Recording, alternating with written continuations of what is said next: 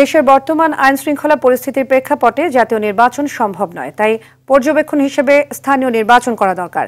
বিকেলে বাংলাদেশ নির্বাচন কমিশন ভবনে গণ অধিকার পরিষদের সাথে প্রধান নির্বাচন কমিশনারের বৈঠক পরবর্তী প্রেস ব্রিফিংয়ে একথা বলেন গণ অধিকার পরিষদের সভাপতি নুরুল হক নুরু।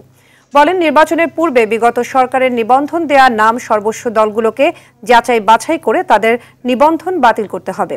এ সময় একটি সুষ্ঠু নির্বাচন আয়োজনে ইসির প্রস্তুতি নিয়ে আলোচনা করেন গণ অধিকারের প্রতিনিধিরা। সেজন্য আমরা বলেছিলাম যে প্রশাসনের নিরপেক্ষতা দেখার জন্য এবং তৃণমূল পর্যায়ে নির্বাচন এবং ভোট নিয়ে একটা পজিটিভ আপনার ভাইব তৈরি করার জন্য লোকাল ইলেকশনটা পুরোপুরি না হলেও কিছু লোকাল ইলেকশন করে আপনার এই প্রশাসনের সক্ষমতা দেখা যেতে পারে এবং নির্বাচন কমিশনও বুঝতে পারবে যে তাদের কোন কোন জায়গায় ল্যাকিংস আছে। কিন্তু